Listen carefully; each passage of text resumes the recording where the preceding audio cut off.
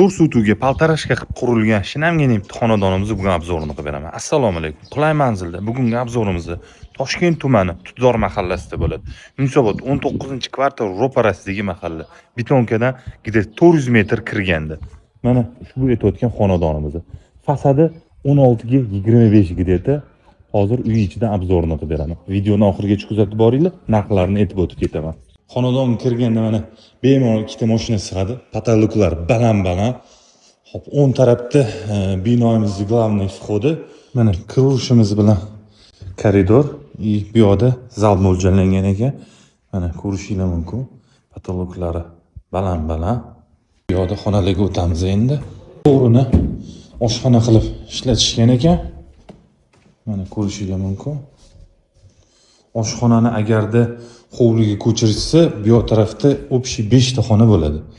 Mana bu yoqda yana koridor, chap qo'limiz как детский qilib qo'yilgan. O'zini sanuzel vannalari bor ichida. Ko'rishinglar mumkin. Xo'p, mana bu yoqda o'ng qo'limizda yana bitta spalnya qilsa bo'ladi. Bitta yana bitta общий sanuzel vanna. Yana bitta spalnya tushgan bu yerda. To'g'rida oshxona mo'ljallangan ekan, lekin hali ko'chirib kirilmagan. Mana bu yoqda o'zi oshxona kerak bo'lgan ekan.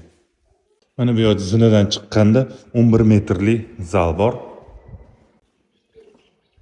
Mana bu yoqda zeleniy zona qilingan, mevali daraxtlar ekilgan. Bu yoqda sanuzel bor ekan, hovli uchun qilingan.